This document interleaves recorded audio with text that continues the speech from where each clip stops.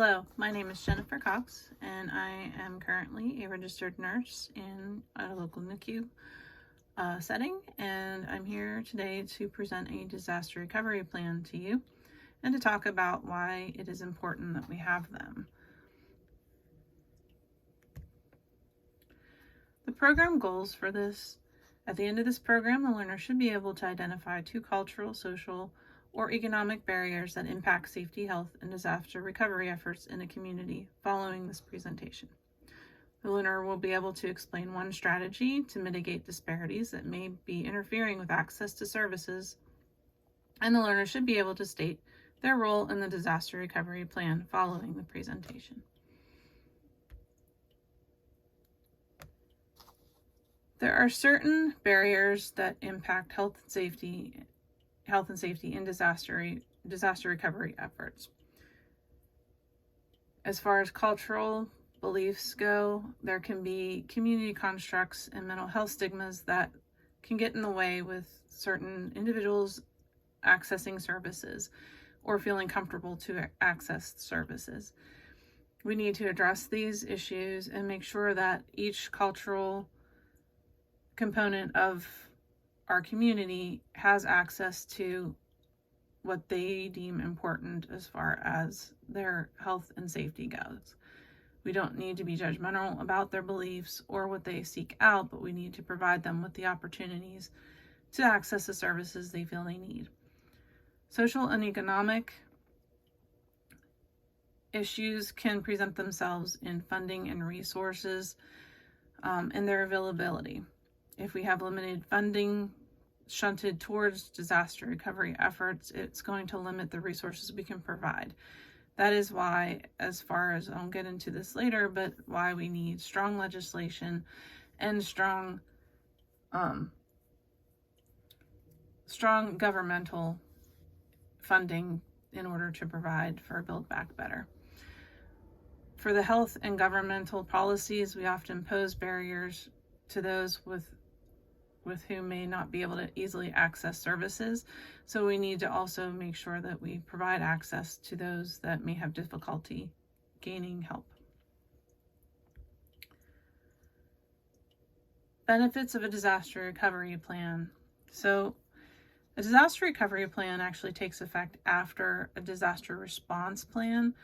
This is something that occurs after the initial response. This is aided to rebuild a community, to give them back a strong and resilient community. So the benefits of this is that it lessens health disparities, improves access to community services, allows for improvements for future responses. So we'll take a look at what is available and what we can do better next time, so that in future disasters, we can build back even better.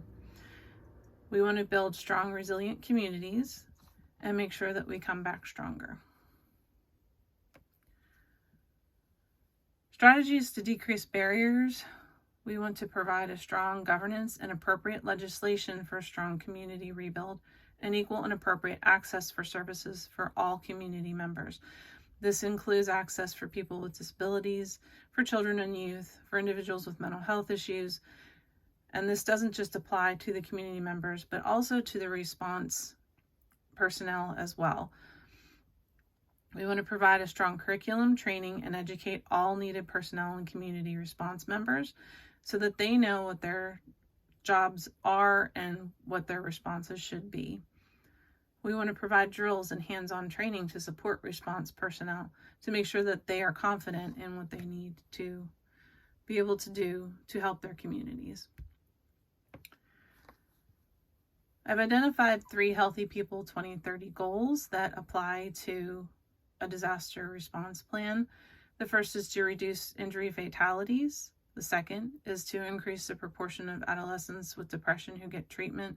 A lot of times our kids are overlooked with disasters and responses, and we tend to think that children are very resilient, but oftentimes they do suffer trauma through these instances and do need support, and a lot of them will go on to develop depression if they don't get the proper treatment. We also want to reduce the number of young adults who report 3 or more adverse childhood experiences. So really our aim is to prevent any traumatic exposures so that our responses to disaster are streamlined and less traumatic. Utilizing the MAP-IT component for disaster recovery plan, we're going to go through this word by word, but MAP-IT stands for, first of all, M for mobilizing collaborative partners. I've identified several of those collaborative partners below. We have public health, healthcare services, behavioral health, environmental health, food and safety, regulated medical products, social services, case management, children and youth services, disabilities, and the Office for Vocational Rehab. I've identified these collaborative partners because these are the people that will step in and help our communities rebuild after a disaster.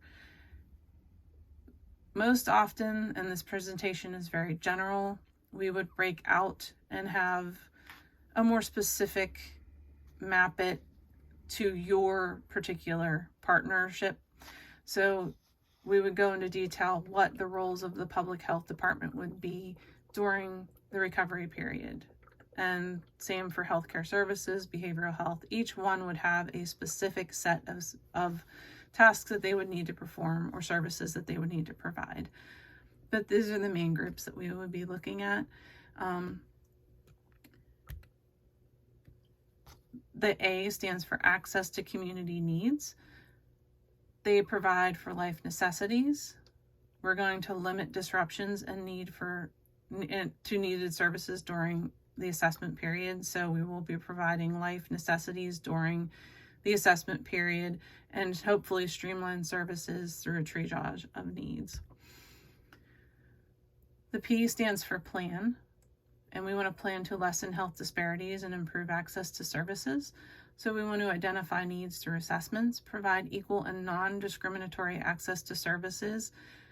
We want to triage and provide services in a streamlined manner. So there should not be delays. If people need something right away, we should be able to provide it. The I stands for implement. So we're going to implement a plan to reach the Healthy People 2030 objectives. That means to address physical injury through triage to avoid fatalities. We want to address mental health issues such as PTSD, depression, and trauma stress responses with both response personnel and disaster survivors. And if you would like, we can go back to the Healthy People 2030 specific goal slide. The T stands for track community progress. We want to assess our response and make sure that what we've done is streamline services to get the community back on its feet. We want to make sure that we plan for improvements by removing barriers to services and making sure that everyone has equal access through triage to the needed services. We also want to plan to build back better so that the next time a disaster strikes, we can improve upon our response and make the community strong and resilient.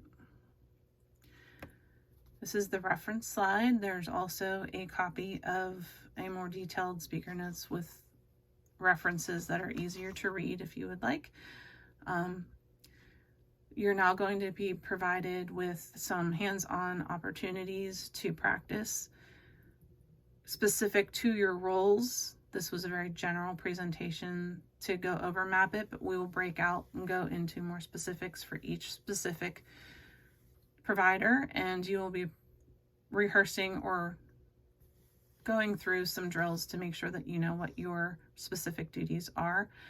At the end of that, you will be provided an opportunity to evaluate this presentation and to give us suggestions for us to improve upon your training in the future. Thank you for your time, and please let me know if you have any questions.